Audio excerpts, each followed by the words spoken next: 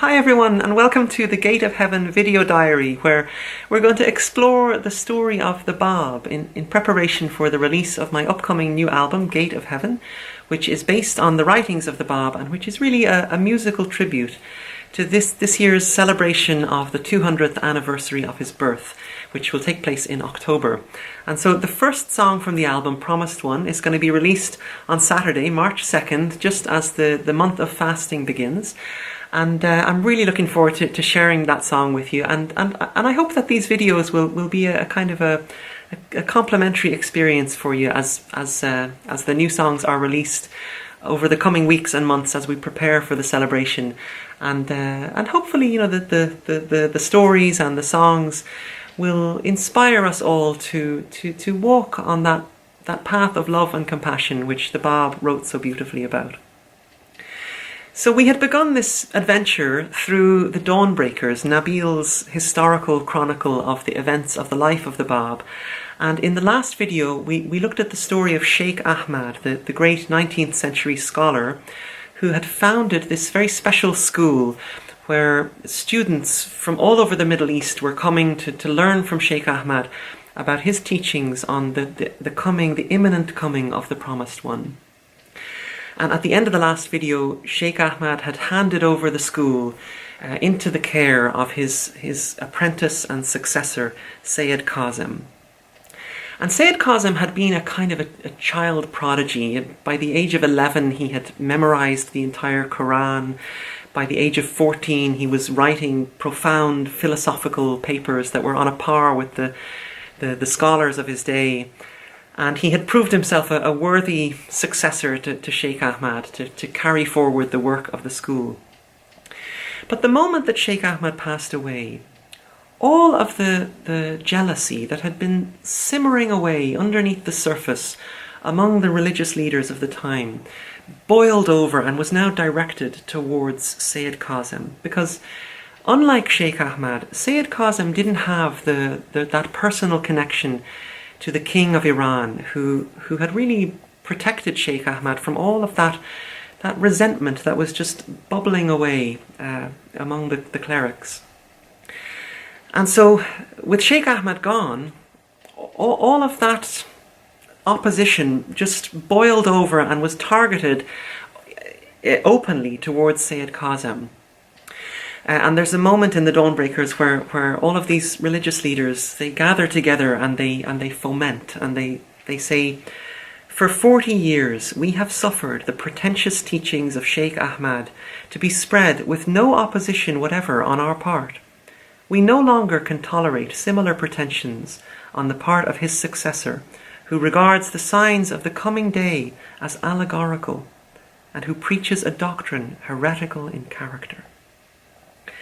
And so the more that this opposition grows, the more determined Sayyid Kazim becomes to press on and continue teaching his students and preparing them for the Promised One. And at this point, one of the most important protagonists of the Dawnbreakers steps onto the scene, and that is a very dedicated young student called Mullah Hussein.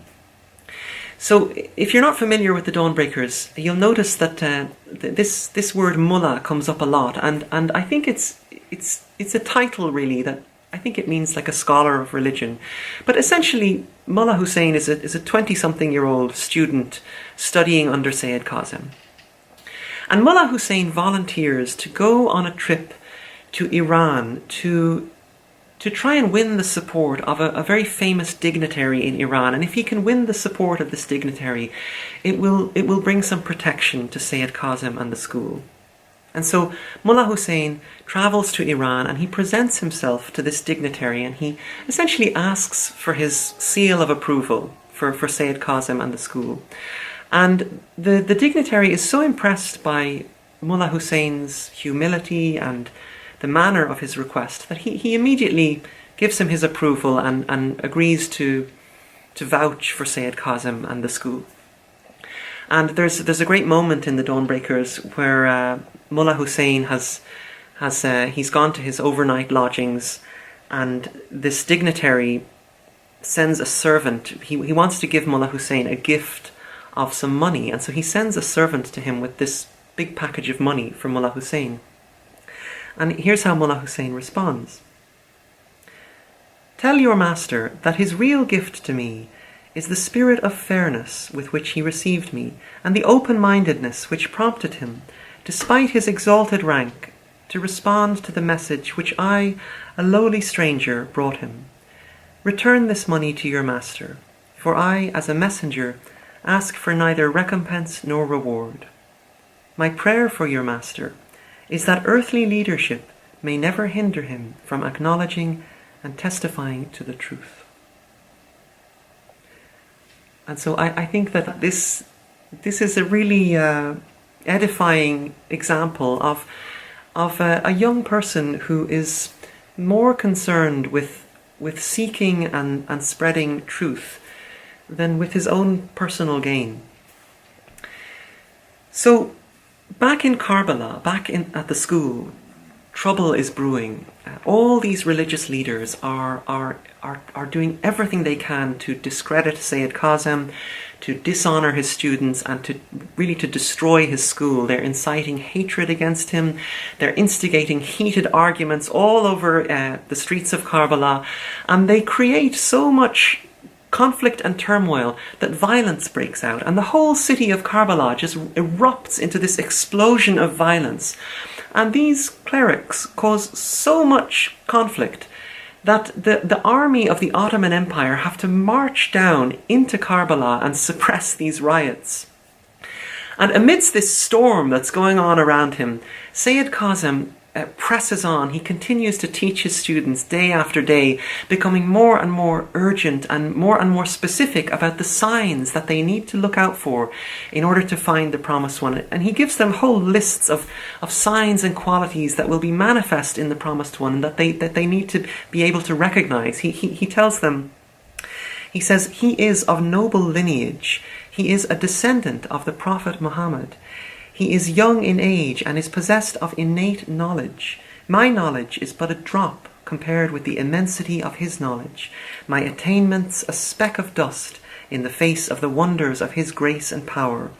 He is of medium height, abstains from smoking, and is of extreme devoutness and piety."